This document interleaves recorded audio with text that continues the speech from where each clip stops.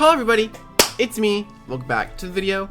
Now, in this video, I am going to be going through a tier list, another tier list. Now, I thought to myself, since we just recently got Hangerfuss and Lizards in the Runic Island, and most likely next week we're going to be getting the Oasis, there's probably not going to be too many updates to the Runic Island anytime soon.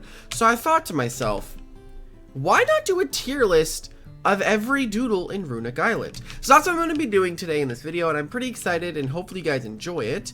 And regardless, let's head straight into it. Now, starting off with D tier, there's actually only one doodle in D tier, and I will explain a little bit about it once we get to the very end of the video. But in D tier, we have what I'm going to call what is it? What is like Hoopa called? Like, you know Hoopa, how it has like two forms, like one of like Hoopa Unbound and Hoopa something. You could probably tell who I'm talking about now. I am going to be talking about Reliconis. We have Reliconis Confined is what I'm going to call it. Now, as you know, Reliconis Confined is incredibly bad. Like, at first when it came out, I was like, oh my god, it has Ash Greninja ability. It turns out to be insane. Yes, if you get off the boost, this thing becomes incredibly strong and very difficult to kill. Problem is actually getting the boost. It's very difficult to get the boost on this thing, because people can just switch out. It has no priority moves. It doesn't have pursuit. It has no real good way of consistently getting its unbound form out. And that's 100% the issue with Reliconis. If it got pursuit or even a priority move, it would definitely help it. I'm pretty sure it actually got Ravenous Rush a little bit ago, but I don't really think that does a whole lot, because you could still just switch out and you can't really do a whole lot against this thing. It has almost perfect coverage with Spirit, Beast, and Melee. Spirit, Beast, Earth, Melee has a lot of good coverage options, but it's just unfortunate, because if you don't get the unbound form, it's just not good. So yeah, the only one in D tier being Reliconis Confined. And for the next one, we're going to hop into C tier, which again only has one, and it is going to be Velodo. Now, I don't think Velodo is very bad. My only problem with it is that it is walled by probably the most common defensive thing in the game right now, Voltatu. It's easily beaten. You require Warcry to actually start doing stuff. You can use Dim-Witted with Curse Cloak, yeah, but you're still very weak to Voltatu, seeing as it resists your two strongest moves. And just in general, you're walled by metal types, electric types, and most of those things are able to hit you pretty hard. It's just very difficult to get this thing on the field and for it to actually do something. But if it does something, it does it very, very well, which is why I think it is a little bit above Reliconis Confined, and I think it is completely fine where it is. And I think Warcry is nice. Savage Blow, Wing Slash, I kind of forget what it does, but I know when I used it, I really did like it because of the Warcry. But anyway, hopping into, let's go to B tier now. There are actually not only one thing in B tier. We have 5. We have Mamolten, Cathalos, J-Elect, Myolacant, and Tazmarauder. Now, I do like this whole tier. I like, I think this tier is very balanced. These things all have their own major weaknesses. Mamolten, to me, I feel like I wanted to put it in an A tier, but I got some opinions from some other PvPers, and they said Mamolten should go a bit lower. My thing with Mamolten is that, what does it not hit? That's the thing. It has Fire, Ice, and Earth coverage. It's literally like probably some of the strongest coverage in the entire game. Problem is, it's a little bit slower. I think it's slower. Like if it's like 60 speed is what I'm thinking, but it might be like 80 or something. But it doesn't hit very hard. That's the thing. Only 100 base offense on your range attack stat is just not the strongest, and you're not able to pick up essential KOs. You need to run a maximum offensive one if you want to be able to get some clutch kills, in my opinion. I think it has a very nice ability where it just erupts and it's able to turn into a fire and ice type, which does give it an added weakness of water and earth, but you do hit those moves with your coverage, so it's honestly pretty solid. Cathalos can be very scary if it gets its enlightenment up. My thing with it is that it can pretty easily be stopped by anything that can hit it relatively hard. I just never found success using this thing super defensively. Enlightenment's fine. It doesn't feel like it's bulky enough to actually do what it wants to do, which is set up Enlightenment and do a bunch of damage. But if it can do that, it's very difficult to stop, and Cathalis can be a very big threat. It has a very good defensive type and be able to counter Koryu, Jineko, and a lot of different ice types. So it's honestly pretty solid. J-Elect just feels so team reliant. You need to have a team that is either using hyper offense or offense with J-Elect, you know, or using stall with J-Elect. It's either or. You know, J-Elect is nice for when I'm doing showcases. I love using J-Elect because it makes it really simple for me to get the showcase in on the field and show what it can do, while also having that added bonus of I'm probably not going to die. But pretty much all it does. It's very passive and is very easily beaten by things with Shatter and or Earth types like Klangatang, like Awakened Mothra. All those things are able to do a lot of good damage and are able to just kind of stop it from setting up screens. So you need to have teammates that you can rely on. Stuff like Gramantle is a pretty decent pair with it. Honestly, it's weak to Mind and Earth, and then that's the immunity to it. It's honestly fine. But I feel like J-Elect could be a little bit better. It's very bulky and hard to kill. It's just very passive, and it doesn't do a whole lot of damage. And then here we have Myolacant, which Myolacant is... Or is it Myolacant? I'm gonna call it Myolacant. I think that's what it is. But I do like Myolacant. It has cool options. You can use Curse Cloak with insane coverage. You can use Haste as a late game cleaner. But its best traits come from its hidden trait where it doesn't take recoil damage, which you need if you're gonna have not Relicotus. If you're gonna have a Myolacant PvP, you literally need to have a hidden trait one. You lose out on so many good moves like Firecracker and Stampede if you are not using hidden trait. You need to use hidden trait if you're going to use this thing. Its coverage is really nice. Problem is it's a little bit slow, and it only has one stab, being Venom Lacerate, which isn't exact. It is a strong move. It is a very strong move, but the fact it only has one stab and it has really good coverage makes it harder for it to pick up nice one shots. And you can use a haste one if you wanted as super offensive with like Determination Jelly, haste. It could be fine, but I think it's fine. Like B tier is just everything is fine. Like if it struggles with what it can do, but if it can do what it is supposed to do, it's good, you know. And overall, I think Myolacant's fun and it's solid, pretty solid. And then for the last one, we have Tazmarauder. Tazmarauder, I feel like, suffers from the exact same thing that Velodo does, but it does it a little bit better, as it has a few more options, where it's not entirely walled by every single electric type in the game and every single metal type in the game. It's only walled by Voltatu being the electric type, and the others it's able to hit relatively well. It's got, like, what's it called, like Bone Club? Something like that. It has, like, a very strong signature move. Got Savage Blow. You got good moves, and this thing's honestly solid. It has a really good hidden trait. If you try to lower its attack, it just gets boosted instead, which is incredibly solid. It's kind of like Defiant, but a little bit worse, and it's only on your attack, you know?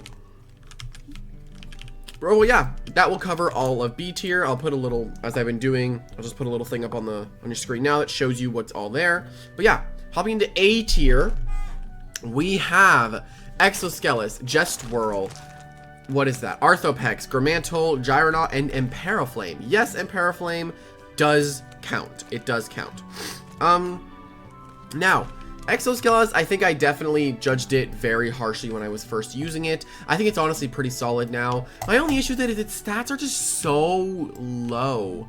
You know, you could use it as a hyper offensive B summon setter, lethal ornament hard hitter on a swarm team. It can do a lot because it's gonna survive. It's gonna always, literally always, at least hit once.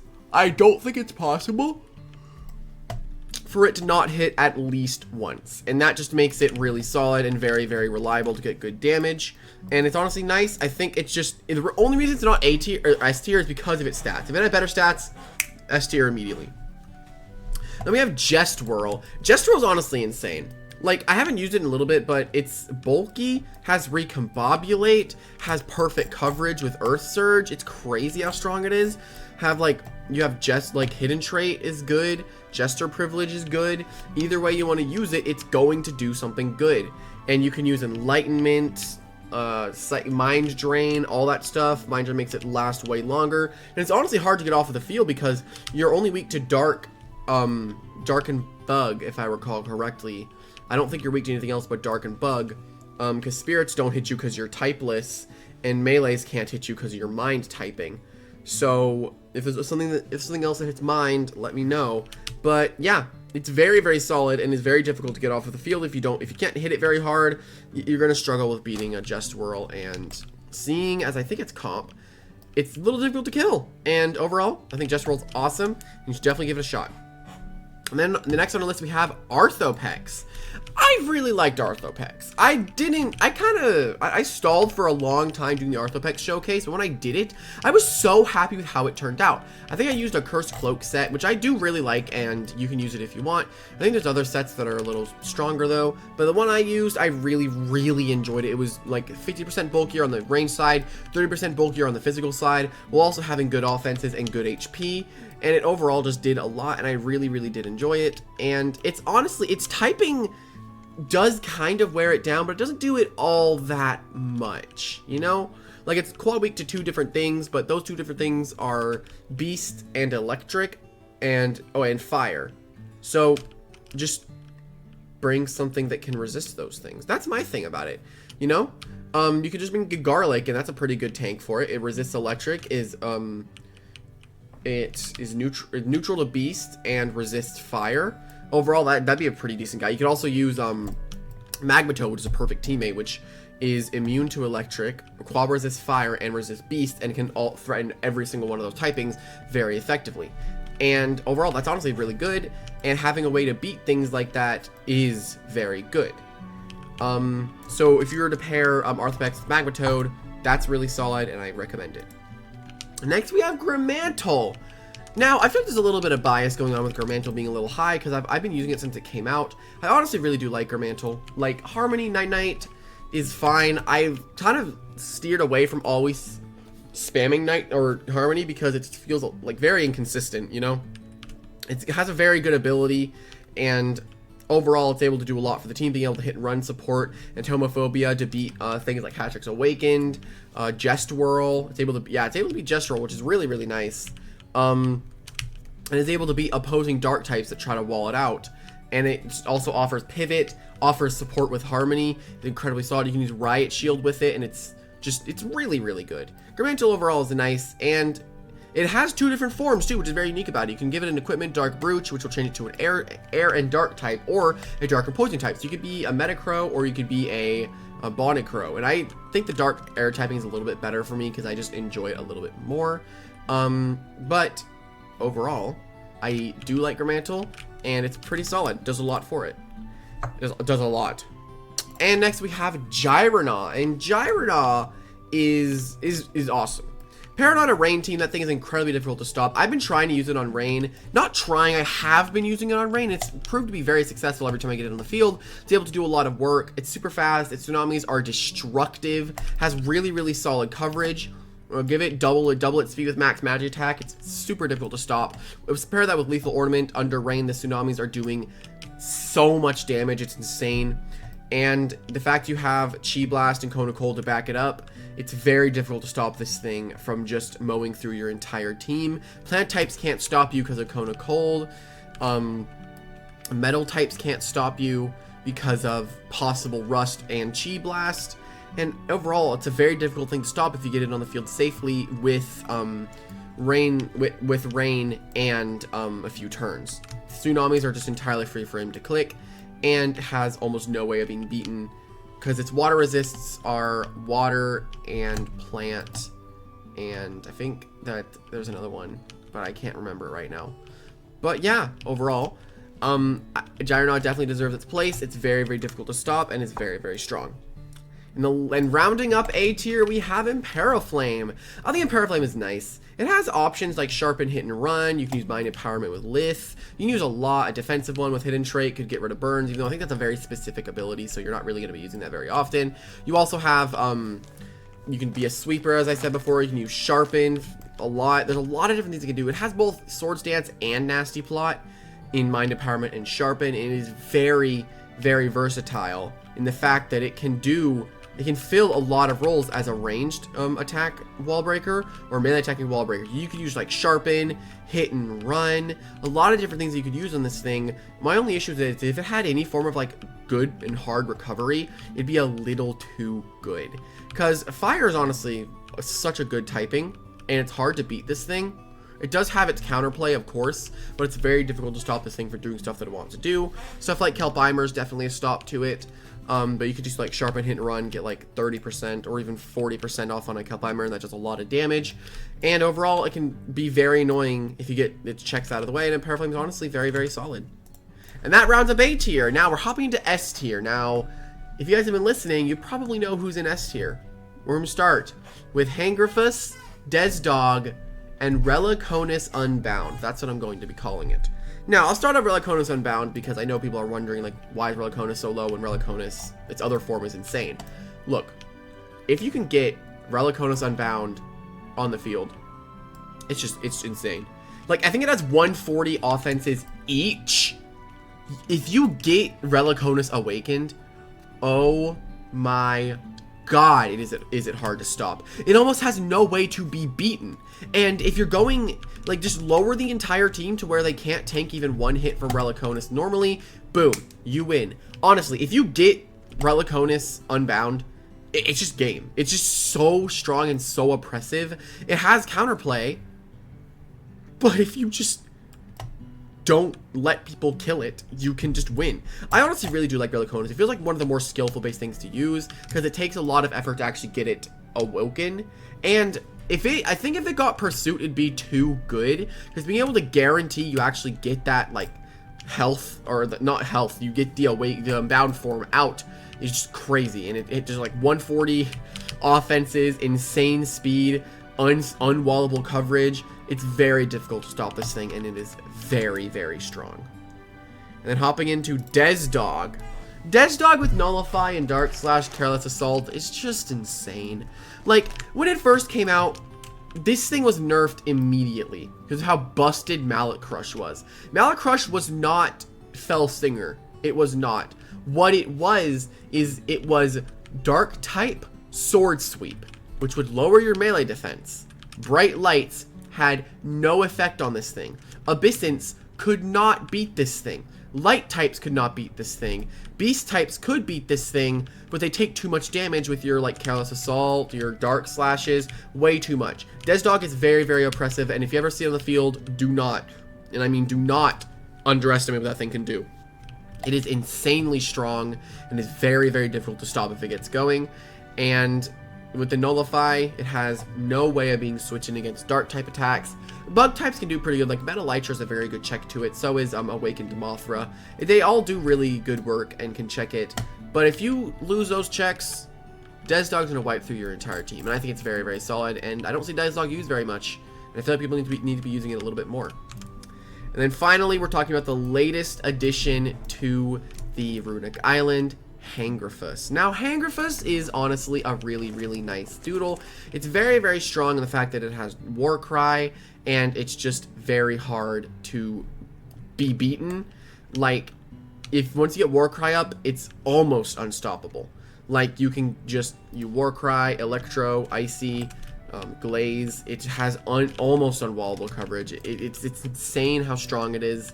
It's fast after one Warcry. Its Pugilist ability makes it just do loads of damage, and it's insane how good it is. It's definitely going to be nerfed pretty soon. I do like how it wasn't nerfed in 2 seconds, because I've noticed, like, recently Wish has let things develop, and if you don't know what that means, it's like where you just let, like, let's say that they released Landorus Therian into Doodle World. It's going to stay there and be like how it is normally for about a week until they're like, okay, this is what we've seen that's wrong with it. We're going to change it to be like this. You know? So something you could do with Hangrifus is like maybe lower its speed, give it some special attack in turn with the speed lost, which would probably make you have to use a little bit more speed, and Warcry could be a little bit more, like, it'd be different, you know? Like, gather what's so good about something broken before you immediately nerf it. That's what happened with Hatrix Awakened. It got gutted in like 2 days after it came out. Everyone just was so, like, it was insane how much, like, it just got gutted, like, instantly. And it's nice to see that things can actually develop, but I can definitely see a Hangriffus nerf coming in the future. It's 100% one of the best things that's come out of Runic Island, and it deserves its place in the top 3. But yeah, I'll show the full list on screen now, but if you guys did enjoy, leave a like and subscribe. Oh my god. And yeah, hope you guys enjoyed, and I'll see you everyone in the next one. Bye-bye!